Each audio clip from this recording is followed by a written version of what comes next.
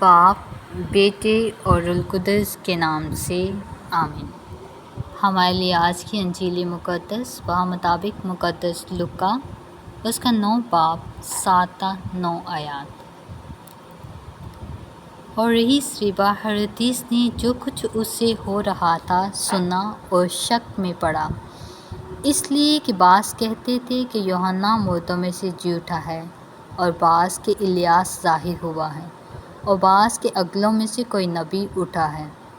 لیکن ہیرودیس نے کہا کہ میں نے یوحنا کا تو سر کٹوا دیا، اب یہ کون ہے جس کی بابت ایسی باتیں سنتا ہوں؟ پس وہ اسے دیکھنے کی کوشش میں رہا۔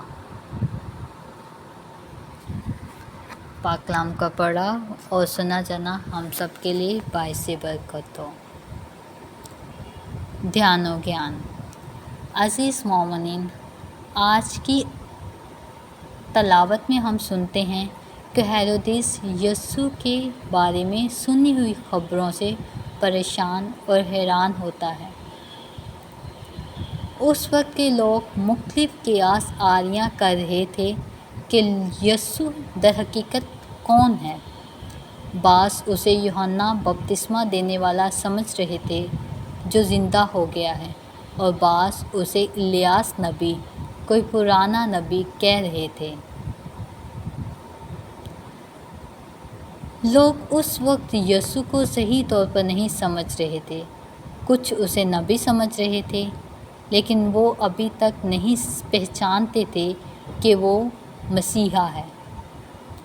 ہیرودیس نے یوحنا بپتسمہ دینے والے کا قتل کیا تھا، اور اب وہ اس کی یاد سے خوف زدہ اور گناہ کی حالت میں ہے۔ یسوع کے بارے میں سن کر وہ الجھن کا شکار ہو رہا ہے کہ شاید یوحنا زندہ ہو گیا ہے، اور اب ہیرودیس کا کیا بنے گا؟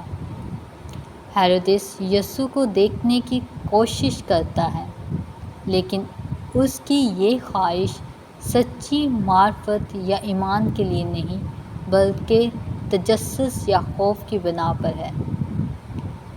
یہ اس ملاقات کا اشارہ بھی دیتا ہے جو بعد میں یسوع کے مقدمے کے بارے میں یا یسوع کے مقدمے کے دوران ہوگی۔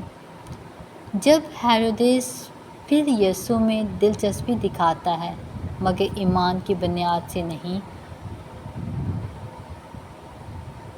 عزیز مومنین، آج کی یہ تلاوت ہمیں یہ چیلنج دیتی ہے کہ ہم یسوع کو کیسے دیکھتے ہیں۔ جیسے اس وقت کے لوگ یسوع کو شناخت میں الجھے ہوئے تھے، آج بھی ہمارے ارد گرد اور ہمارے معاشرے میں بہت سے لوگ یسوع کی حقیقی حیثیت کو سمجھنے سے قاصر ہیں۔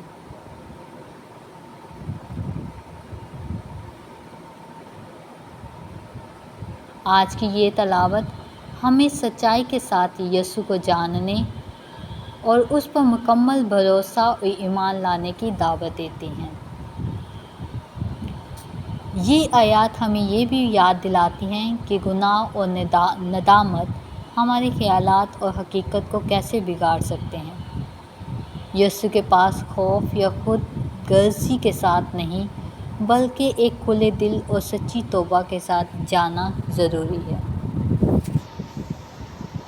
مسیح خداوند ہمارے دلوں کو کھولے تاکہ ہم یسوع کی حقیقی شناخت اور یسوع کو جان سکیں کہ در حقیقت یسوع کون ہے۔